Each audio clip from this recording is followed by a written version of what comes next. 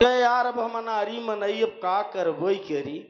चल ठीक है उनके इंतजार में का हैरत है बच्चा मिलबे तब तो प्यार से भाई समझाओ भाई लड़किया अब तू जानत नहीं है। ये सब बात न हो चाहे आप महान हैं। बड़ी पुरान भाव बा है कि सैया हो तो है कैसे मनाई।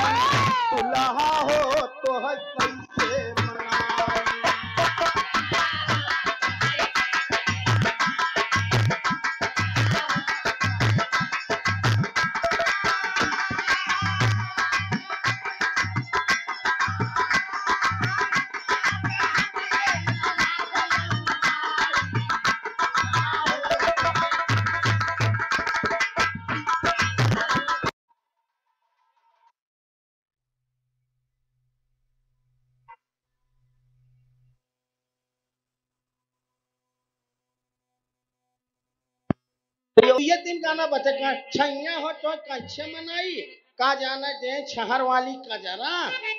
हाँ खोटा भाई और काया बीतल जवानी आई गईले वृथा पनवा कबीरदास बहन।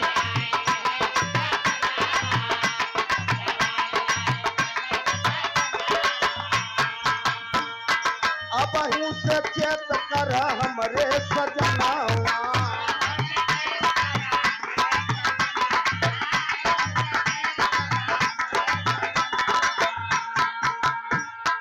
रतिया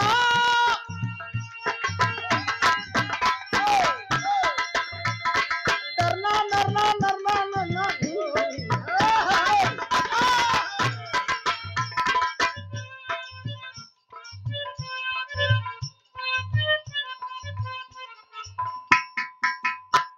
सेवा रतिया में हमारे न लागे उहाई दुल्हा हो तो है कैसे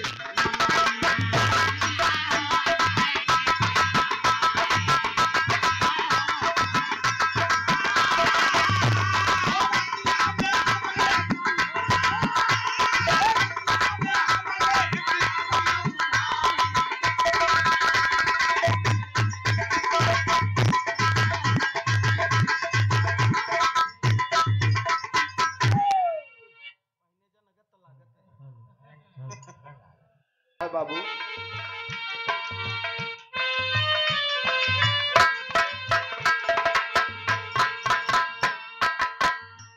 भागी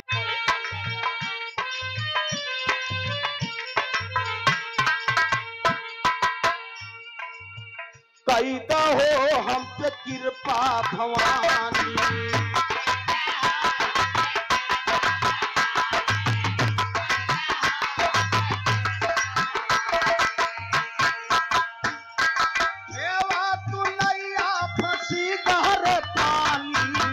कैदा हो हम पे कृपा भवानी।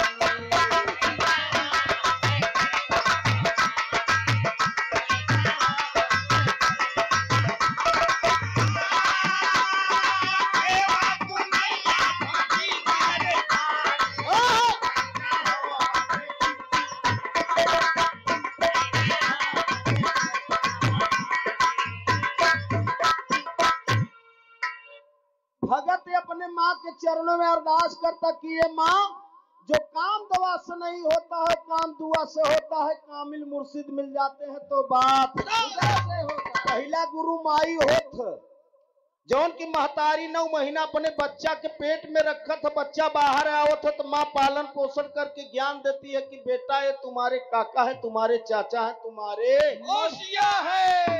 डॉक्टर साहब बड़ी बारीकी बात आ। और दूसरा गुरु के हो तो मास्टर साहेब होते जौन अक्षर के पहचान करावो थे। एक आध तरह किताब धोई देवे लेकिन अगर गुरु नहीं है तो अक्षर को कोई पहचान नहीं करा सकता। लेकिन वो भगत कह रहा है कि माँ तो संसार के सबसे बड़ी महिमा आपकी अपरंपार है। संसार में जब जब ये अत्याचार हुआ तब तब आपका अवतार हुआ, भक्तन को उपकार को दुष्टन को संहार के। माई न पूजा के थाली बन धूप बन अगरबत्ती में केवल तोहरे चरणिये के, तोहरे चरण के केवल प्रेम और रास बहाय। कभी लिखत हनुमान साहब का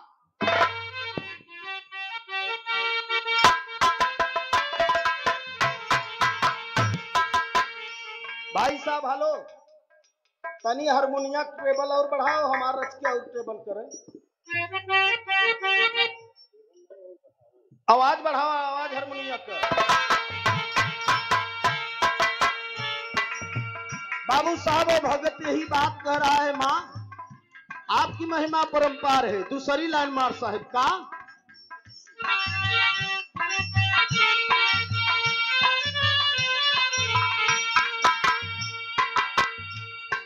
गहरी नदिया समझ नहीं आते,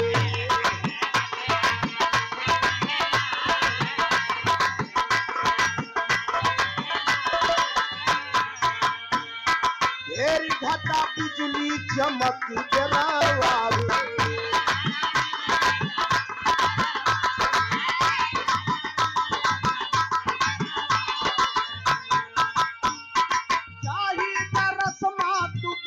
परेशानी कैदा हो हम पे कृपा।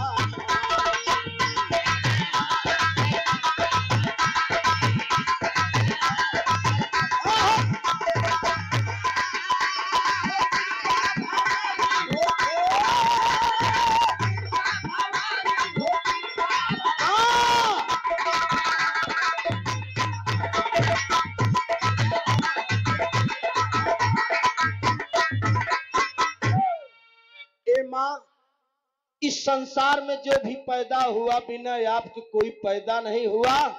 आपकी महिमा तो परंपार है, लेकिन भक्ति के भजन के भाव में इदा से आपके चरणों में ही अरदास करता। जो काम दुआ से नहीं होता है वो काम दुआ से होता है, कामिल मुर्शिद मिल जाते हैं तो बात। दूसरी लाइन में फिर कभी लिखत हनुमान साहब का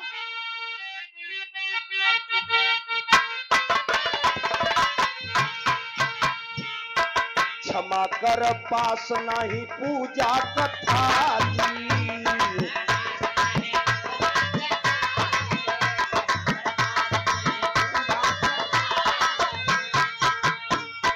ज्यादा मंदिरिया से आओ सुहाली।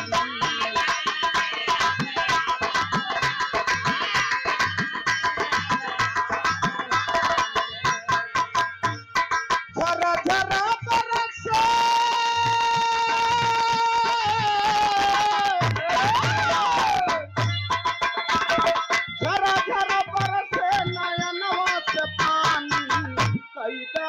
हम पे